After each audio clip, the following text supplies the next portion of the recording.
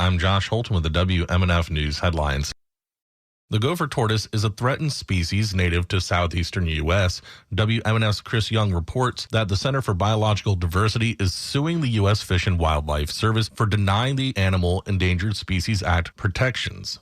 The gopher tortoise digs deep burrows for shelter. Gopher tortoises share their burrows with more than 350 other species and are therefore referred to as a keystone species by the Florida Fish and Wildlife Conservation Commission. However, Elise Bennett with the Center for Biological Diversity says the tortoise is facing threats.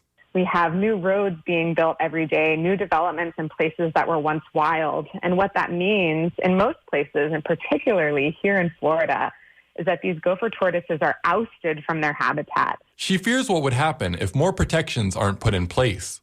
It really could be this cascading effect across our upland systems. And so we really feel like protecting the tortoise when we know it's in danger of extinction now could really help save not only the tortoise, but these entire systems that are critical to the health of the Southeast. She encourages concerned listeners to contact the U.S. Fish and Wildlife Service and ask them for Endangered Species Act protections for the tortoise. Wildlands Conservation is an environmental nonprofit organization in Tampa. They created a specialty license plate with the picture of the tortoise. Funds go towards saving the animal. For WMNF News, I'm Chris Young. Alleging that numerous courses and topics will be prohibited or severely curtailed by a new state law, a group that opposes Governor Ron DeSantis' efforts to remake New College of Florida filed a federal lawsuit Monday challenging the measure. Plaintiffs in the lawsuit include the group NCF Freedom Incorporated and New College professors and students. The legal challenge asked a judge to block the state from enforcing the 2023 law and to declare the measure is unconstitutional.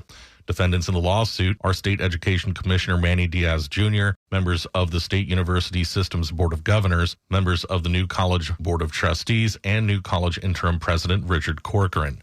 The law in part requires that such courses may not distort significant historical events, include curriculum that teach identity politics, or violate a state law that restricts the way certain race-related topics can be taught in schools. The New College Board of Trustees last week voted to begin a process that would eliminate the school's gender studies program, with the student and faculty members of the trustees voting against the plan. New College has drawn heavy attention amid efforts by leadership at the school, which was revamped by DeSantis in January through a slew of conservative appointees to the trustees board. Yesterday was the first meeting of Florida Atlantic University's Board of Trustees since the school suspended its presidential search earlier this summer. As WLRN's Kate Payne reports, things got heated.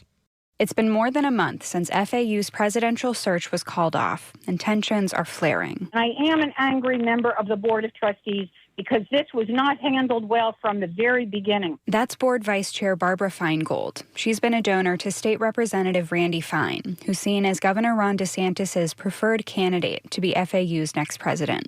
The state pressured FAU to suspend the search after Fine wasn't named as a finalist. Board Chair Brad Levine defended the search. We feel strongly that our search complied with all legal requirements, and we would like to resume our search as soon as possible. FAU professors urged the board to stand up to political interference. Anthony Anderson is an alumnus. We're living in a highly politicized world today. It's almost like a wildfire.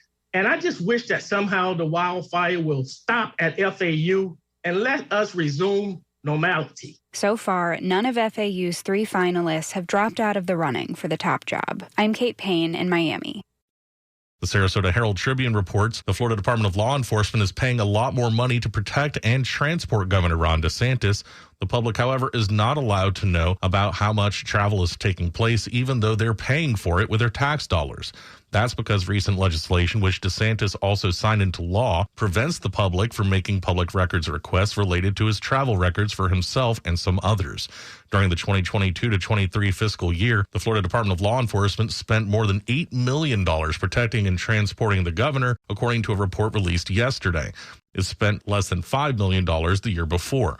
The 2022 to 23 fiscal year began July 1st last year and ended on June 30th. In an email, Jeremy Redfern, DeSantis' press secretary, said, quote, "His record as the most effective conservative governor in American history has also earned him an elevated threat profile, and FDLE has increased the number of protective agents to ensure the governor and his family remain safe," unquote. The exemption from Senate Bill 1616 comes at a time when DeSantis' travel has come under increased scrutiny because of his White House bid. Former President Donald Trump has also accused DeSantis of taxpayer-funded globetrotting even prior to DeSantis announcing his run for the presidency.